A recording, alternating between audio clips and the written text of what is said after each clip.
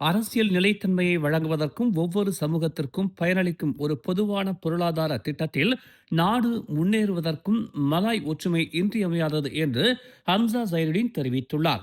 சுதந்திரம் பெற்றதிலிருந்து மலாய்க்காரர்கள் சமரசம் செய்து கொள்ளும் விருப்பத்தை காட்டியுள்ளதால் ஒன்றுபட்ட மலாய் பெரும்பான்மையினரை கண்டு மலாய் அல்லாதவர்கள் அஞ்ச தேவையில்லை என்று வவாசா நெகாரா கட்சியின் தலைவருமான அவர் கூறினார். மலாய்க்காரர்கள் ஒன்றுபடும் போது எந்த அச்சமும் இருக்கக்கூடாது. அவர்கள் மகிழ்ச்சியாக இருக்க வேண்டும். ஏனென்றால் மலாய்க்காரர்கள் ஒன்றுபட்டால் நாடு அமைதியாக இருக்கும், அனைவரும் நிம்மதியாக வாழ முடியும் என்று அவர் சுட்டிக்காட்டினார். அதன் பிறகு நாட்டின் முன்னேற்றத்தில் கவனம் செலுத்த முடியும் என்று எஃப்எம்டி ஊடகத்திற்கு அளித்த பேட்டியில் அவர் தெரிவித்துள்ளார். அண்மையில் நடந்த நெகிரி செம்பிலான் தேர்தலில் பரிசான் நேஷனல் மற்றும் பெரிகாத்தான் நேஷனல் ஆகிய இரு கூட்டணிகளும் மலாய் முஸ்லிம் ஒற்றுமை என்ற கொள்கையின் அடிப்படையில் பிரச்சாரம் செய்தன. இந்த தேர்தல் ஒப்பந்தத்தை தொடர்ந்து மலாய் அரசியல் ஒத்துழைப்பு குறித்த புதிய விவாதம் எழுந்துள்ள நிலையில் ஹம்சாவின் இந்த கருத்துகள் வந்துள்ளன. நாட்டின் மக்கள் தொகையில் சுமார் 70 விழுக்காடு மலாய்க்காரர்களும் பரந்த பூமிபுத்ரா சமூகத்தினரும் உள்ளனர் என்பதால் பெரும்பான்மையினருக்குள் ஏற்படும் பிளவுகள் அரசியல் நிலைத்தன்மையை உருவாக்கி பொருளாதார வளர்ச்சியை பாதிக்கக்கூடும் என்று ஹம்சா தெரிவித்தார். மலாய் ஒற்றுமையை அனைத்து சமூகங்களுக்கும் இடையிலான ஒத்துழைப்பிற்கான அடித்தளமாக கருத வேண்டும். இந்த தேசத்தை நாம் அனைவரும் ஒன்றிணைந்து கட்டி எழுப்புவதே நமது பொதுவான இலக்காக இருக்க வேண்டும் என்றும், மேலும் ஒன்றிணைந்து என்பது இந்த நாட்டில் உள்ள அனைத்து இனங்களையும் குறிக்கும் என்றும் அவர் தெரிவித்தார். வெவ்வேறு இனங்களும் அரசியல் குழுக்களும் தனித்தனி செயல் திட்டங்களை பின்பற்றும் போதும் ஒவ்வொரு தரப்பும் மற்றவர்களின் முன்னுரிமைகளை விட தங்கள் முன்னுரிமைகளே முக்கியமானவை என்று நம்பும் போதும் மலேசியாவின் பிரச்சனைகள் மேலும் சிக்கலாகின்றன என்று அவர் கூறினார்.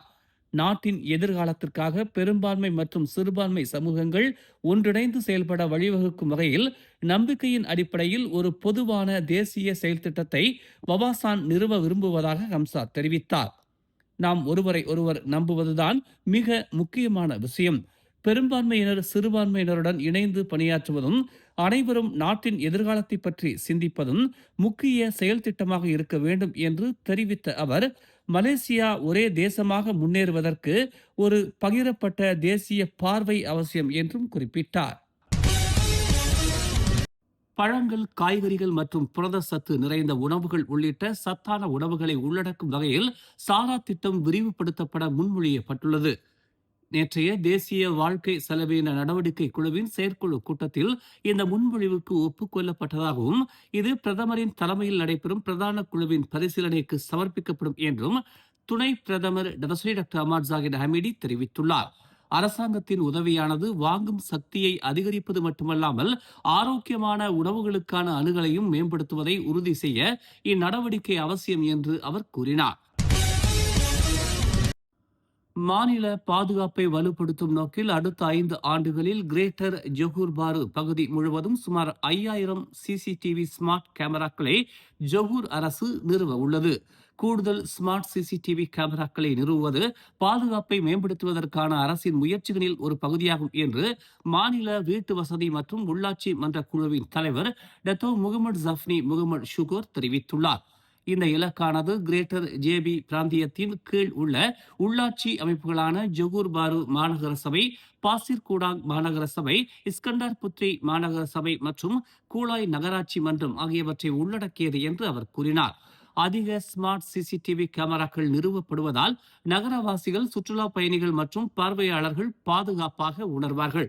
இதன் மூலம் பொது நலன் மேம்படும் என்று அவர் செய்தியாளர் சந்திப்பில் தெரிவித்தார்.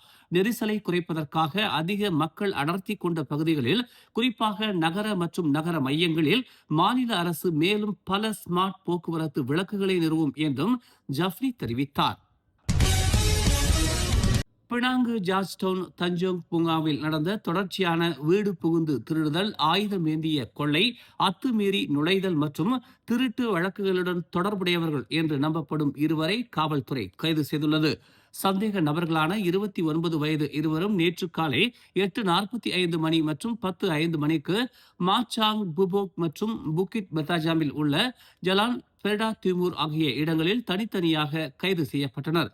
ஜூலை 28ஆம் தேதி முதல் ஆகஸ்ட் 2ஆம் தேதி வரை பதிவு செய்யப்பட்ட 4 புகார்களுக்கு பொறுப்பானவர்களை கண்டறிய மேற்கொள்ளப்பட்ட ஒரு சிறப்பு நடவடிக்கையை தொடர்ந்து வடகிழக்கு மாவட்ட காவல் தலைமையகத்தின் குற்றப்புலனாய்வு பிரிவினரால் இந்த கைது நடவடிக்கை மேற்கொள்ளப்பட்டதாக தெரிவிக்கப்பட்டுள்ளது. 2 வழக்குகளில் சுமார் 17,000 ரிங்கிட் மதிப்பிலான இழப்புகள் ஏற்பட்டதாக மதிப்பிடப்பட்டுள்ளது. மற்ற 2 வழக்குகளில் எந்த இழப்பும் பதிவாகவில்லை. கைதுகளின் போது பாதிக்கப்பட்டவர்களுக்கு சொந்தமானவை என்று நம்பப்படும் பல பொருட்களையும் காவல்துறை பறிமுதல் செய்தது. இந்த வழக்குகளை காவல்துறை தீவிரமாக எடுத்துக் கொண்டுள்ளதாகவும் பொதுமக்களின் பாதுகாப்பையும் நல்வாழ்வையும் உறுதி செய்வதற்கான முயற்சிகளை தொடரும் என்றும் பினாங்கு காவல்துறை தலைவர் டாக்டர் டெனிஸ் லிம் தெரிவித்துள்ளார். மேலதிக விசாரணைக்காக சந்தேக நபர்கள் இன்று நீதிமன்ற காவலில் வைக்கப்படுவார்கள் என்று எதிர்பார்க்கப்படுகிறது. இம்மாத தொடக்கத்தில் 8 வாகனங்கள் மோதிக்கொண்ட விபத்திற்கு காரணமான கவனக்குறைவாக வாகனம் ஓட்டிய குற்றத்தை ஒப்புக்கொண்ட லாரி ஓட்டுநருக்கு மஜிஸ்ட்ரேட் நீதிமன்றம் நேற்று 9,000 ரிங்கிட் அபராதம் விதித்தது. குற்றத்தை ஒப்புக்கொண்டதை அடுத்தும் அவரது தண்டனை குறைப்பு மேல்முறையீட்டை கருத்தில் கொண்டும் 54 வயதான முகமது அஸ்மாவி அலியாசுக்கு மஜிஸ்ட்ரேட் முஸ்தாஹிம் சுகர்னோ இந்த தண்டனையை வழங்கினார். மேலும் அபராதத்தை செலுத்த தவறினால் குற்றம் சாட்டப்பட்டவர் 6 மாதங்கள் சிறை தண்டனை அனுபவிக்க வேண்டும் என்றும் நீதிமன்றம் உத்தரவிட்டது. பின்னர் அவர் அந்த அபராதத்தை செலுத்திவிட்டார். கூடுதலாக அவரது ஓட்டுநர் உரிமத்தில் குற்ற தீர்ப்பு விவரங்களை பதியுமாறும் மஜிஸ்ட்ரேட் உத்தரவிட்டார். ஆகஸ்ட் 4ஆம் தேதி மதியம் 12 மணிக்கு வடக்கு தெற்கு விரைவுச் சாலையின் கிலோமீட்டர் 128.1 போதிய கவனம் இன்றி வாகனம் ஓட்டி விபத்தை ஏற்படுத்தியதாக அஸ்மாவி மீது குற்றம் சாட்டப்பட்டது. குற்றம் சாட்டப்பட்டவர் திடீரென வாகனத்தின் கட்டுப்பாட்டை இழந்து நிறுத்த தவறி முன்னால் சென்ற 7 வாகனங்கள் மீது மோதினார். இந்த மோதலில் ஒரு வாக்ஸ்வோகன் போலோ கார் முற்றிலுமாக சேதமடைந்தது. குற்றம் சாட்டப்பட்டவர் மற்ற சாலை பயனாளிகள் மீது போதிய கவனம் இன்றி வாகனம் ஓட்டியதாக விசாரணையில் தெரிய வந்தது. ஓம்ஸ் அறவாரியத்தின் ஆதரவில் மலர் டிவி வழங்கும் திரையிசை கண்ட இலக்கியம் 2026 போட்டியின் மாபெரும் இறுதிச் சுற்று வரும் ஆகஸ்ட் 29ஆம் தேதி பட்டாலிங் ஜெயா சிவிக் பல்நோக்கு அரங்கில் நண்பகல் 1 மணி முதல் இரவு 7 மணி வரை மிக பிரம்மாண்டமாக நடைபெற உள்ளது. திரையிசையில் விரவி கிடக்கும் இலக்கியத்தை நயம்பட உரைக்கும் வெற்றியாளர்களுக்கு முதல் பரிசு 5,000 ரிங்கிட், 2வது பரிசு 3,000 ரிங்கிட், 3வது பரிசு 1,500 ரிங்கிட், மேலும் தங்கப் பதக்கமும் வழங்கப்படவிருக்கிறது. அதோடு நாட்டில் தொடர்ந்து தமிழ் தொண்டாற்றி வரும் பெருந்தகை ஒருவருக்கு சிறப்பு விருதும் தங்கப் பதக்கமும் வழங்கப்படவிருக்கிறது. திரையிசை இலக்கியம் பருக, அனைவரும் திரண்டு வருக. நாடெங்கும் தன் வசிய குரலால் ரசிகர்களை தன் வசமாக்கி வைத்திருந்த மாபெரும் கலைஞர் திரு ரகுராமன் அவர்களை விண்ணுலகம் ஏற்றுக்கொண்டு ஓராண்டு நிறைவு பெறுகிறது. தேன் அமுதம் தந்த அந்த மாய குரலோனுக்கு அஞ்சலி செலுத்தும் விதமாக இயல் இசை நாடக மன்றம் வரும் 16/8/2026 நாள் பிரிக்ஃபீல்ட்ஸ் பார்வையற்றோர் சங்க மண்டபத்தில் நினைவேந்தல் நிகழ்ச்சியை ஏற்பாடு செய்துள்ளது. 16/8/2026 நாள் சரியாக மாலை 4 மணிக்கு தேநீர் உபசரிப்புடன் தொடங்கி 4:30 மணிக்கு மேடை நிகழ்ச்சிகள் ஆரம்பமாகும். மாலை 6:30 மணிக்கு நிகழ்ச்சி நிறைவு பெறும். இந்நிகழ்ச்சிக்கு இசை தென்றல் ரகுராமனின் பாசத்திற்குரிய அபிமானி அறப்பணி வேந்தர் ஓம்ஸ்பா தியாகராஜன் தலைமை ஏற்கிறார். வாருங்கள், ஒளியை ஒளியாக்கிய அந்த உன்னத கலைஞனை போற்றுவோம். மேலும் செய்திகளை தெரிந்து கொள்ள தமிழ் மலர் இணையதளம், தமிழ் மலர் செயலி மற்றும் மலர் டிவி யூடியூப் சேனலை வலம் வாருங்கள். எங்களோடு இணைந்திருக்க மலர் டிவியை பதிவு செய்து கொள்ளுங்கள். உறவுகள் மகிழ்ந்திட விருப்பம் மற்றும் பகிர்வு சேவையை சொடுக்கிடுங்கள்.